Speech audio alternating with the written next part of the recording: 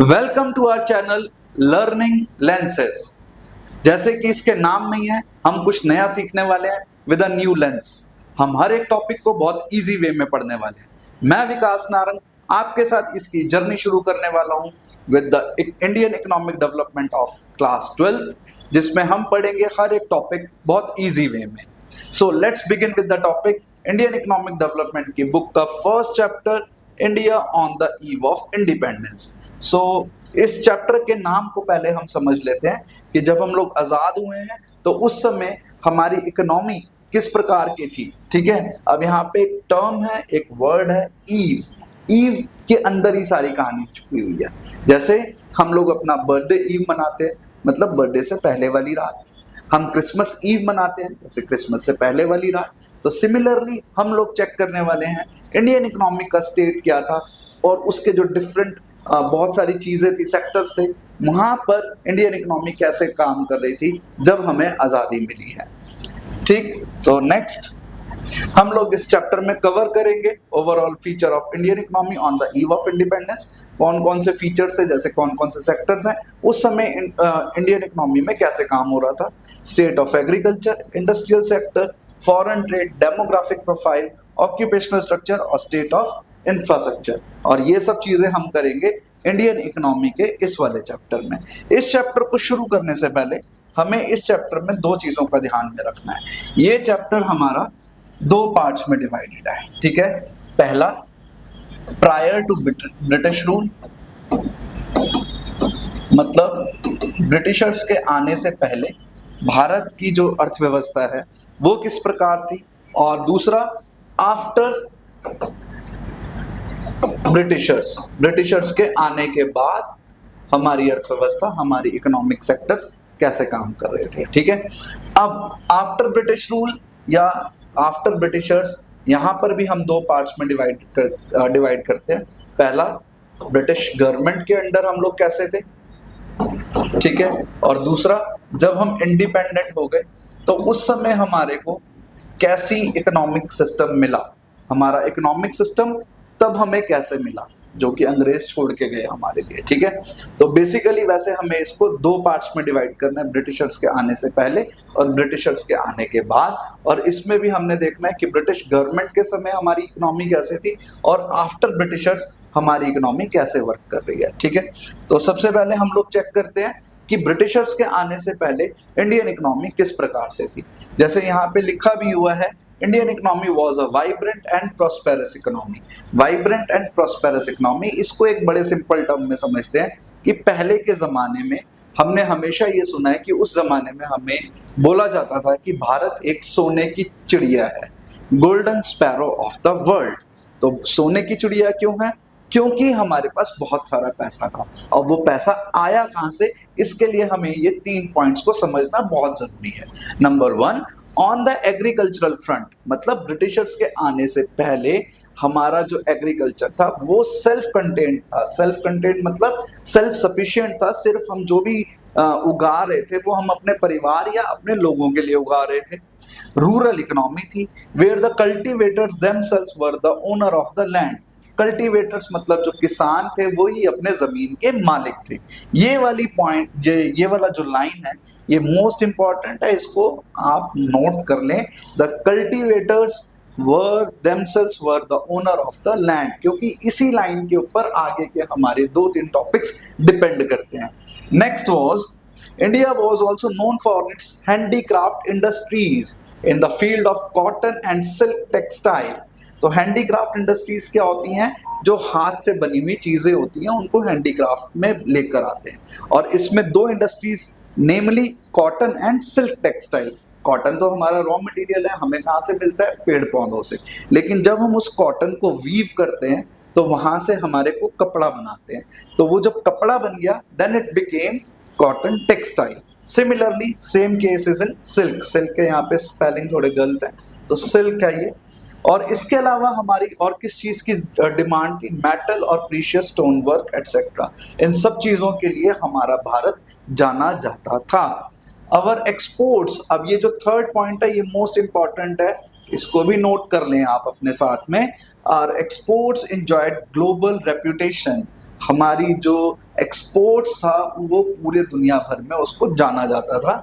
Muslin अ cotton fabric, muslin मतलब हो गया ये एक बंगाल का शब्द है, ठीक है, और इसको हम एक और नाम से जानते हैं मलमल, ठीक है। ये बहुत सॉफ्ट होता है, बहुत सॉफ्ट मलमल, आज भी मिलता है। A plain weave is a type of cotton textile which had its origin in Bengal, was exported to Europe and Middle East. Europe और मिडल ईस्ट में इसको हम एक्सपोर्ट करते थे और इसकी विदेशों में बहुत ज्यादा मांग थी। अब ये समय वो है जब ब्रिटिशर्स यहाँ पर नहीं आए हैं, ठीक है। तो मलमल या मुस्लिन की जो एक्सपोर्ट है वो तब से हमारे यहाँ से हो रहा है, सिल्क का एक्सपोर्ट तब से हो रहा है।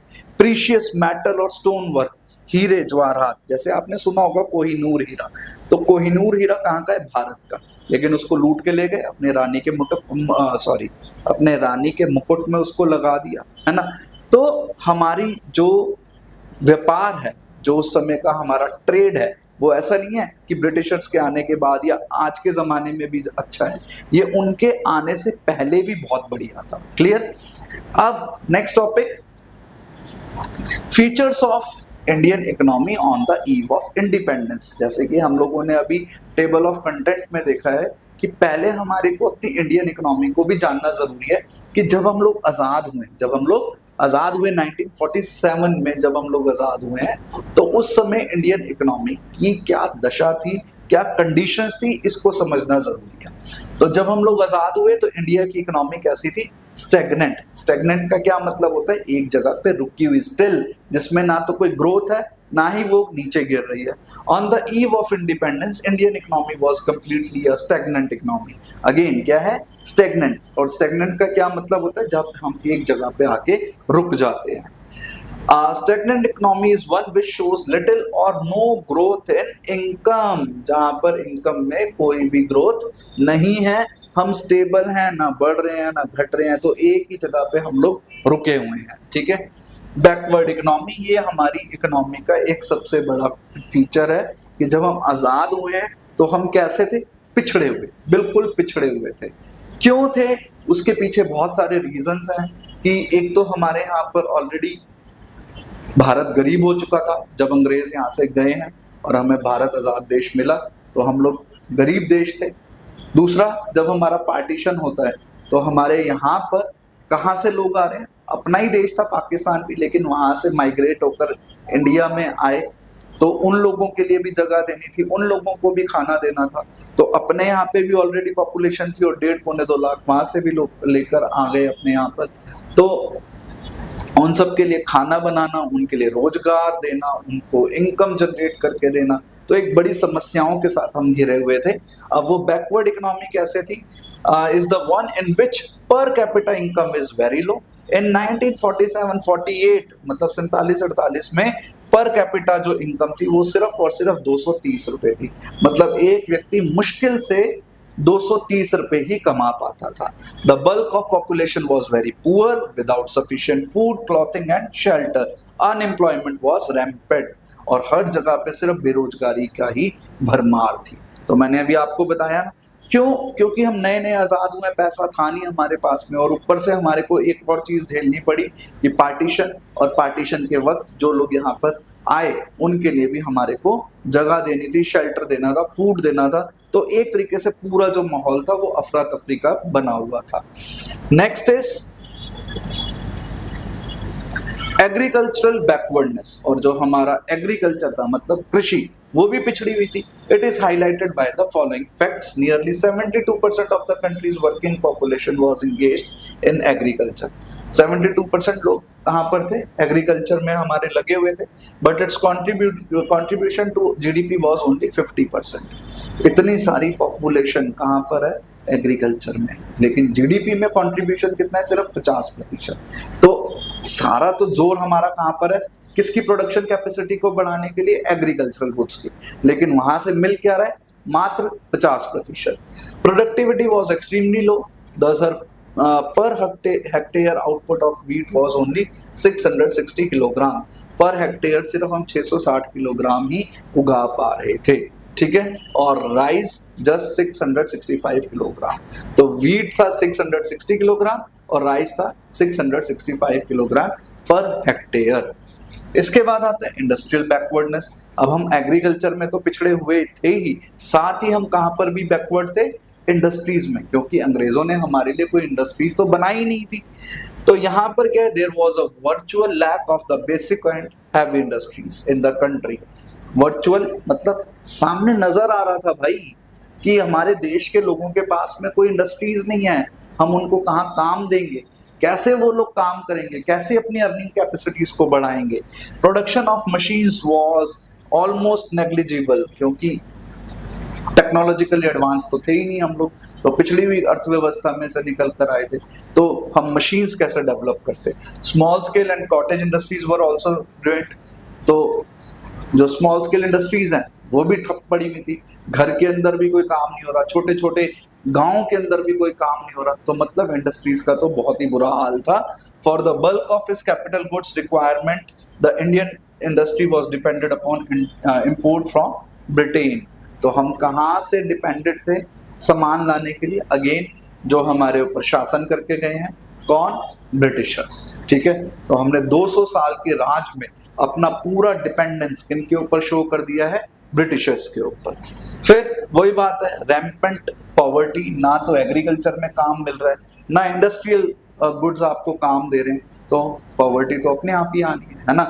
तो जब अगर हम लोग किसी भी तरीके से अगर हम फीचर्स ऑफ इंडियन इकोनॉमी में बात करते हैं, तो ये 5 पॉइंट्स को आपको ध्यान में रखना है। स्टैग्नेंट इकोनॉमी है, एक जगह पे रुके हुए हैं, बैकवर्ड है, नेक्स्ट एग्रीकल्चरल बैकवर्डनेस है, इंडस्ट्रियल बैकवर्डनेस है, और पॉवर्टी तो अत्यधिक है, बहुत ही ज्यादा है। Clear. Next, agriculture on the eve of independence. चलो अब हमने मान लिया भाई 72% जो लोग हैं कहां पर है, एग्रीकल्चर में, और इसमें जीडीपी का कितना शेयर है, सिर्फ और सिर्फ 50%। और इसकी वजह से हमारा एग्रीकल्चर पिछड़ गया। क्यों पिछड़ा? Because of low production and productivity. क्योंकि अभी हमने पीछे क्या देखा है, हमने पीछे क्या पढ़ा कि जो हमारा प्रोडक्शन हो रहा है वो किसके लिए हो रहा है, सेल्फ सफिशिएंसी, है ना। क्योंकि प्रोडक्शन इतना था ही नहीं, इतनी हमारी टेक्नोलॉजिकल एडवांसमेंट ही नहीं थी कि हम उसको मंडी में भी जाकर बेच सकें, उसको मार्केटिंग कर सकें। नेक्स्ट, हम लोग किस पर डिपेंडेड रहे हैं हमेशा, रेनफॉल पर। जैसे फिल्मों में भी होता है ना, घुमड़ घुमड़ आए रे बदरा, और तभी जो है इंद्र देवता बरसते हैं तो खेती अच्छी हो जाएगी। इंद्र देवता अगर नाराज हो गए तो खेती सूखा पड़ गया, और ज्यादा खुश हो गए तो बाढ़ आ गई। तो बेसिकली हमारा जो प्लान है फॉर द एग्रीकल्चर उस टाइम पर जीरो था। डोमिनेंस ऑफ सब्सिस्टेंस फार्मिंग, तो ऊपर वाले में ही है, जब प्रोडक्शन क्यों कम हो रहा है, बिकॉज ऑफ सब्सिस्टेंस फार्मिंग, कि हम स्व उपभोग के लिए, अपने लिए ही, कंजम्पशन के लिए ही कृषि कर रहे थे, मार्केटिंग करने के लिए या उसको सेल करने के लिए कोई भी खेती नहीं कर रहे थे। स्मॉल एंड फ्रेगमेंटेड होल्डिंग्स, बड़े बड़े तो लैंड एरियाज थे नहीं, कैसे थे, छोटे छोटे इलाके, छोटे छोटे। भाई किसान है तो अगर वो इतना बड़ा, जितना बड़ा ये आपको स्क्रीन दिखाई दे रहा है, अगर इतना बड़ा, सपोज इतनी बड़ी लैंड है, तो उसके लिए उसको टेक्नोलॉजिकली एडवांस होना पड़ेगा। टेक्नोलॉजी थी नहीं, तो इसलिए हर किसान के पास छोटे छोटे क्या थे, खेत थे, जिसमें वो अपने और अपने परिवार के लिए खेती कर सकता था। ठीक है, तो होप आपको आज की वीडियो में ये तो समझ आ गया होगा कि जब हम लोग आजाद हुए तो उस समय हमारे देश की अर्थव्यवस्था किस प्रकार थी। उसमें एग्रीकल्चर, जिसका कंट्रीब्यूशन पॉपुलेशन वाइज सबसे ज्यादा था लेकिन सबसे कम भी था जीडीपी में। सो ये क्लियर हो गया होगा आपको। अब हम मिलते हैं आपसे नेक्स्ट वीडियो में, जहां पर हम इस चैप्टर को आगे लेकर चलेंगे। तब तक हमारे साथ कनेक्टेड रहिए, बने रहिए, स्वस्थ रहिए और मस्त रहिए। Thank you so much.